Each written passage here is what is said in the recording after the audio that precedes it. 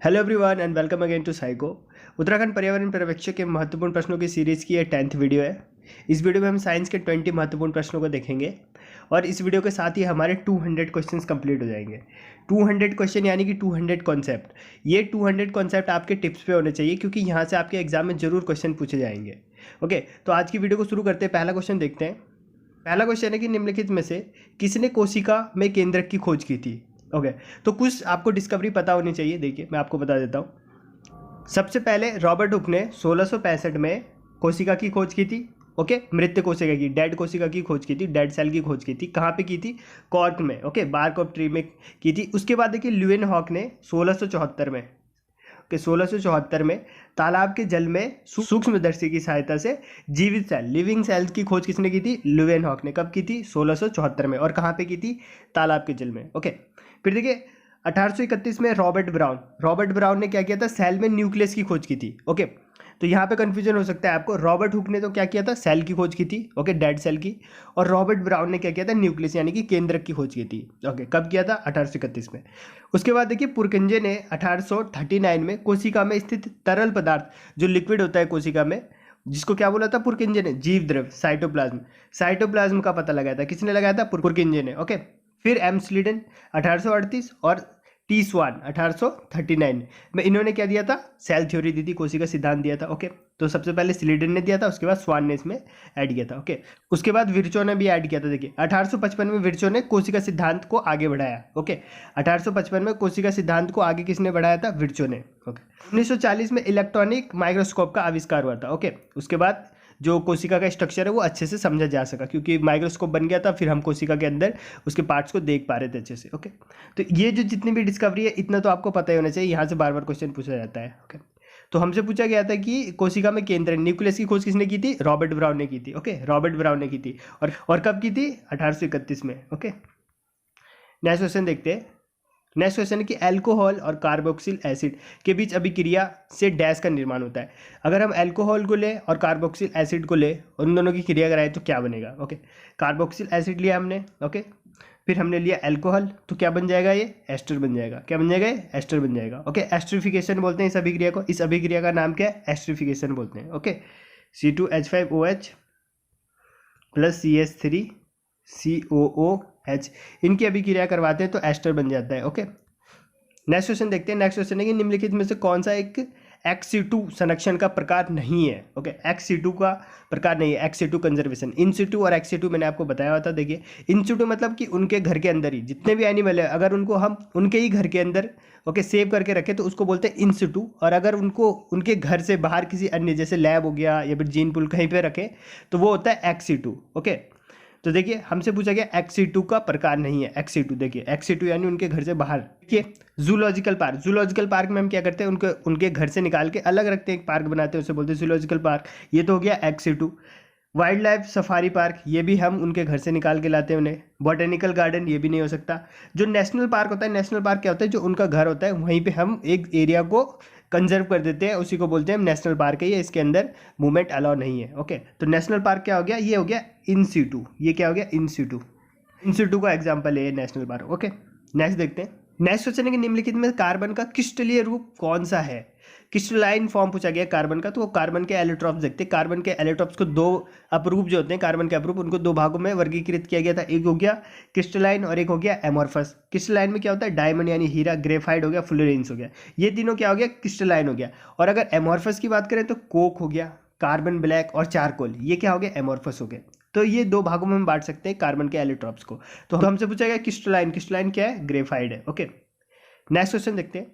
Next question है कि 20 hertz से कम आवृत्ति वाली ध्वनि को क्या कहते हैं? 20 हर्ट्ज से नीचे की जो फ्रीक्वेंसी होती है उनको क्या कहते हैं? तो आपको पता होगा 20 हर्ट्ज से लेके 20,000 हर्ट्ज, ये जो रेंज होता है ये मानव सुन सकता है। ओके, ऑडिबल रेंज है। इस रेंज के अंदर की ध्वनियों को मानव सुन सकता है। अब जो 20 हर्ट्ज से नीचे की ध्वनि होती है उनको बोलते हैं इंफ्रासोनिक। 20,000 से ऊपर की ध्वनि होती है उसको बोलते हैं अल्ट्रासोनिक। ओके, और देखिए जो ध्वनि की चाल होती है उसको हम 1 मैक मान लेते हैं। 1 मैक मानते हैं। ओके, तो अगर 1 मैक से लेके 5 मैक तक की कोई ध्वनि है तो उसको हम बोलते हैं सुपरसोनिक। उसको क्या बोलते हैं? सुपरसोनिक। और 5 मैक से जो ज़्यादा होंगी उनको क्या बोलेंगे हम? हाइपर बोलते हैं, हाइपरसोनिक। ओके, तो हमारा आंसर हो गया 20 हर्ट्ज से नीचे, उसको बोलते हैं इंफ्रासोनिक। नेक्स्ट क्वेश्चन देखते हैं। नेक्स्ट क्वेश्चन है ऑल फैक्ट्री इंडिकेटर्स आर। तो इंडिकेटर्स क्या होते हैं? इंडिकेटर्स वे पदार्थ होते हैं जो अम्लीय या क्षारीय माध्यम में अपना रंग या फिर गंध चेंज करते हैं। ओके, उन्हें बोलते हैं इंडिकेटर। तो देखिए इंडिकेटर आपको पता होना चाहिए। जैसे लिटमस है, लिटमस का जो ओरिजिनल कलर वो पर्पल होता है, लेकिन जैसे हम इसे एसिड में डालते हैं तो ये लाल कलर का हो जाता है। ओके, और अगर हम बेस में डालते हैं, इसको क्षार माध्यम में डालते हैं तो ये ब्लू कलर का हो जाता है लिटमस। ऐसे लाल पत्ता गोभी जो होता है, लाल पत्ता गोभी का ओरिजिनल कलर क्या होगा? लाल होगा। तो एसिड में डालते हैं तो इसमें चेंज कुछ भी नहीं होता, नो चेंज। ओके, लाल ही रहता है। बेस में डालेंगे तो ये हरा हो जाएगा। हल्दी, हल्दी को हम एसिड में डालेंगे तो नो चेंज, पर अगर हम बेस में डालेंगे तो लाल हो जाता है। ओके, तो दूध का परीक्षण करने के लिए हम हल्दी डालते हैं, उसमें थोड़ा सा दूध, अगर वो लाल हो जाता है इसका मतलब कि दूध क्या है? थोड़ा क्षारीय दूध है। ओके, हाइड्रेजिया के फूल का रस, इसमें देखिए एसिड में नीला हो जाता है, बेस में गुलाबी हो जाता है। फिनोल्फ्थालीन रंगीन रहता है, ये ओरिजिनल कलर इसका कैसा है? कलरलेस है, पर एसिड में डालेंगे तो ये भी रंगीन रहेगा, पर ये अपना कलर किस में चेंज करेगा? जैसे ही बेस मीडियम में डालेंगे तो ये गुलाबी कलर का हो जाएगा, पिंक कलर का हो जाएगा। Okay, methyl orange, methyl orange orange colour का होता है, एसिड में रेड होगा और बेस में येलो होगा। ओके, ये तो हो गया आपके जो कलर चेंज करते हैं। ओके, अब कुछ ऐसे पदार्थ होते हैं जो अम्लीय क्षारीय माध्यम आते हैं तो उनका गंध चेंज हो जाता है। जैसे कि वेनिला, वेनिला का देखिए, वेनिला में क्या होता है? अगर हम एसिड में डालेंगे तो इसमें कोई भी चेंज नहीं होगा, इसके सुगंध में कोई भी चेंज नहीं आएगा, लेकिन अगर बेस मीडियम में डालेंगे तो जो इसका सुगंध है वो चेंज हो जाएगा। ओके, ऐसे ही लौंग का तेल होता है, लौंग का तेल एसिड में नो चेंज, लेकिन बेस में डालेंगे तो चेंज हो जाएगा। ओके, तो हमसे पूछा गया था all factory indicator. All factory आपको पता है कहाँ होते हैं? नाक में होते हैं ऑल फैक्ट्री सेंसर, यानी कि सूंघने से रिलेटेड है। तो सूंघने से रिलेटेड साबुन तो होगा नहीं। टर्मरिक, टर्मरिक क्या होता है? एसिड में कोई भी चेंज नहीं होता है, लेकिन जब बेस में डालते हैं तो ये कैसा हो जाता है? लाल कलर का हो जाता है। ओके, तो क्लोव यानी कि लौंग, लौंग क्या हो गया? हमारा ऑल फैक्ट्री इंडिकेटर हो गया। ओके, ये सब आपको पता होना चाहिए। नेक्स्ट देखते हैं, किस प्रकार का पारिस्थितिक पिरामिड हमेशा सीधा दिखता है? ओके, तो पिरामिड 3 प्रकार के होते हैं इकोलॉजी में। एक तो नंबर का पिरामिड बनता है, ओके, एक बायोमास का बनता है और एक एनर्जी का पिरामिड बनता है। ओके, तो देखिए नंबर का जो पिरामिड होता है घास के मैदान में तो सीधा बनता है, घास के मैदान में सीधा बनता है, लेकिन वृक्ष में, पेड़ में उल्टा बनता है नंबर। ओके, यानी कि छोटे जीव, फिर उनकी संख्या कम होगी, फिर उनको जो खाने वाले जीव होंगे उनकी संख्या और ज़्यादा होगी। ओके, तो ये बढ़ता रहेगा नंबर, जो उनको भी खाने वाला है वो और ज़्यादा नंबर पे होंगे। ठीक है, तो जो इसका पिरामिड है वो कैसा बनेगा? उल्टा बनेगा। तो वृक्ष में नंबर का पिरामिड होता है उल्टा, लेकिन अगर घास के मैदान में पूछा जाए तो नंबर का पिरामिड कैसा होता है? सीधा।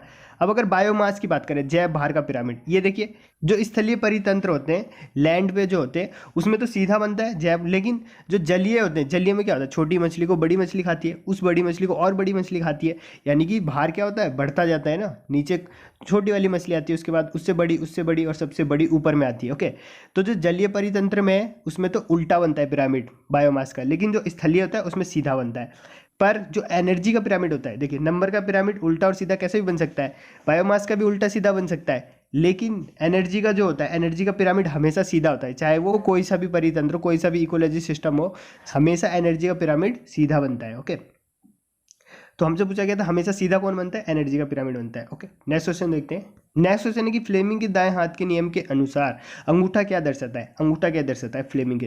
फ्लेमिंग का दाएं हाथ का नियम क्या बोलता है? अगर हम अपने दाएं हाथ की 3 उंगलियों को इस प्रकार रखें कि इन तीनों के बीच में एंगल कितना बने? 90 डिग्री का। ओके, तो क्या होगा? जो थंब होगा वो क्या दिखाएगा? थ्रस्ट या फिर मोशन या फिर फोर्स। ओके, थ्रस्ट, मोशन या फिर फोर्स थंब दिखाएगा। मैग्नेटिक फील्ड क्या दिखाएगा? इंडेक्स वाली फिंगर। और जो मिड वाली फिंगर है ये क्या दिखाएगा? करंट की दिशा को, ये करंट की दिशा को दर्शाएगा। ओके, तो हमसे पूछा गया कि अंगूठा क्या दर्शाएगा? तो अंगूठा क्या? डायरेक्शन ऑफ मोशन, मोशन को दिखाएगा। ओके, तो मोशन को दिखाएगा थंब। ओके, चुंबकीय क्षेत्र के सापेक्ष चालक की गति। ओके, नेक्स्ट देखते हैं। नेक्स्ट क्वेश्चन है C2H5OH का IUPAC नेम पूछा है। तो C2H5OH ethanol, ethyl alcohol. Okay, ethanol होता है इसका IUPAC नाम। ओके, नेक्स्ट क्वेश्चन है 10⁻⁻6 से 10⁴ ohm inverse metre inverse range के बीच चालकता वाले ठोस क्या कहलाते हैं? तो रेंज दे रखा हमें, कंडक्टिविटी रेंज दे रखी है। ओके, यहाँ पे 2 प्रकार के रेंज दिए जा सकते हैं, एक तो कंडक्टिविटी रेंज हो गया और एक रजिस्टिविटी रेंज भी दे सकता है। रजिस्टिविटी रेंज अलग होगा, कंडक्टिविटी रेंज अलग है। ओके, कंडक्टिविटी मतलब अपने अंदर से जाने देना, रजिस्टिविटी मतलब अपने अंदर से रोकना। ओके, धारा को प्रवाहित नहीं करने देना, उसको बोलते हैं रेजिस्टिविटी। तो ये दोनों उल्टे होते हैं एक दूसरे के, तो हमसे कंडक्टिविटी रेंज पूछा है। ओके, तो 10⁻⁻6 से 10⁻+4 ये होता है आपका सेमी कंडक्टर का, ये होता है आपका सेमी कंडक्टर का। 10⁴ से ज़्यादा, 10⁴ से ज़्यादा ये किसका होता है? आपका कंडक्टर का। ठीक है, आप कंफ्यूजन होता है, कंडक्टिविटी पूछा गया है, रेसिस्टिविटी नहीं पूछा गया है। ओके, इसलिए 10⁴ से ज़्यादा जो होगा वो होगा आपका कंडक्टर। और वहीं अगर 10⁻⁻⁶ से कम होंगे, जो कम होंगे वो होगा आपका इंसुलेटर। ओके, तो यहाँ पे आप कंफ्यूज हो सकते हैं कंडक्टिविटी और रेसिस्टिविटी, कंडक्टिविटी और रेसिस्टिविटी। तो इसको आपको अलग से देख लेना है। आज का आपका होमवर्क है ये कि आपको अलग से कंडक्टिविटी और रेसिस्टिविटी देख लेना है, और जो रेंज होती है और कुछ एग्जांपल भी देख लेना है, जैसे स्टील का कितना होता है, ये सब भी आपको देखना है ताकि आपको ये कॉन्सेप्ट अच्छे से समझ में आ जाए। ओके, तो हमसे पूछा गया है कि ये रेंज है, ये किसका है? तो सेमीकंडक्टर का होता है। ओके, और 10⁴ से ज़्यादा जिसका होगा वो होगा कंडक्टर, और 10⁻⁻⁶ से कम जिसका होगा वो होगा आपका इंसुलेटर। ओके, और ये कंडक्टिविटी की बात हो रही है। ओके, रेसिस्टिविटी की नहीं। नेक्स्ट देखते हैं। नेक्स्ट क्वेश्चन है हीरे का केमिकल फार्मूला पूछा गया है। हीरे का केमिकल फार्मूला होता है सी। कार्बन का एल्यूट्रॉप है तो ये क्या हो गया इसका फार्मूला? सी। ओके, नेक्स्ट देखते हैं। Which hormone is mainly involve in milk ejection? Okay, milk को बाहर निकालने के लिए। ओके, तो ये मैंने आपको पहले भी बताया था। ओके, देखिए दो हार्मोन थे यहाँ पे। एक था प्रोजेस्टेरॉन, प्रोजेस्टेरॉन क्या कर रहा था? मिल्क को फॉर्म कर रहा था। ओके, मिल्क को फॉर्म कौन कर रहा था? प्रोजेस्टेरॉन। ओके, और ऑक्सीटोसिन मैंने क्या बताया था? ऑक्सीटोसिन आपको क्या? मिल्क को बाहर निकालने का काम। ओके, मिल्क को स्राव करने का काम कौन करता है? ऑक्सीटोसिन करता है, ऑक्सीटोसिन। ऑक्सीटोसिन को और क्या बोलते हैं हम? लव हार्मोन बोलते हैं। ओके, नेक्स्ट देखते हैं। नेक्स्ट क्वेश्चन है the process of planting tree in a non agriculture land is called. जहाँ पे हम खेती नहीं कर सकते हैं, ओके, जहाँ पे जो भूमि है बिल्कुल बंजर है, वहाँ पे हम वृक्ष उगा के बहुत अच्छी भूमि बना देते हैं, तो उसको क्या बोलते हैं? एफॉरेस्टेशन। क्या बोलते हैं इसको? एफॉरेस्टेशन बोलते हैं, वन रोपण। ओके, वन रोपण। डिफॉरेस्टेशन इसका मतलब क्या होता है? वहाँ से हमने एक वन है उसको पूरा ही मतलब काट कूट के साफ कर दिया, उसे बंजर कर दिया, उसे बोलते हैं डिफॉरेस्टेशन। ओके, और मरुस्थलीकरण का मतलब तो आप समझ रहे होंगे, पूरा मरुस्थल बना दिया उसको, वन को हटा उठा के वहाँ से। ओके, और रिफॉरेस्टेशन मतलब कि हमने पुनः वहाँ पे वन लगाया। पुनः एक बार वन था, अब किसी कारणवश वो तबाह हो गया, आग लग गई, कुछ हो गया, फिर हमने उसका जीर्णोद्धार किया, उसको फिर से रिकवर किया, तो वो क्या हो गया? रिफॉरेस्टेशन हो गया। एफॉरेस्टेशन में हमने बंजर भूमि को अच्छा बनाया है वहाँ पे वन लगा के। ओके, उसे हो गया एफॉरेस्टेशन। ओके, नेक्स्ट क्वेश्चन देखते हैं। नेक्स्ट क्वेश्चन है फोकस। जहाँ भूकंप की उत्पत्ति होती है को डैश भी कहा जाता है। तो देखिए जहाँ से भूकंप की उत्पत्ति होती है ये क्या हो गया? हाइपोसेंटर हो गया। ये सेंटर होता है केंद्र बिंदु जिसको बोलते हैं। ओके, अब केंद्र देखिए हमारी पृथ्वी इस टाइप से ना, तो अगर मान के चलिए यहाँ पे भूकंप आया, ओके, ये केंद्र हो गया, हाइपोसेंटर हो गया, तो सबसे कम दूरी कहाँ पे होगी? ये होगी ना सबसे कम दूरी, जो पास की दूरी गई, ये देखिए दूर होगा, और ये उससे भी दूर होगा, ऐसे होगा। सबसे पास की दूरी क्या होगी? ये वाली होगी, ये वाली।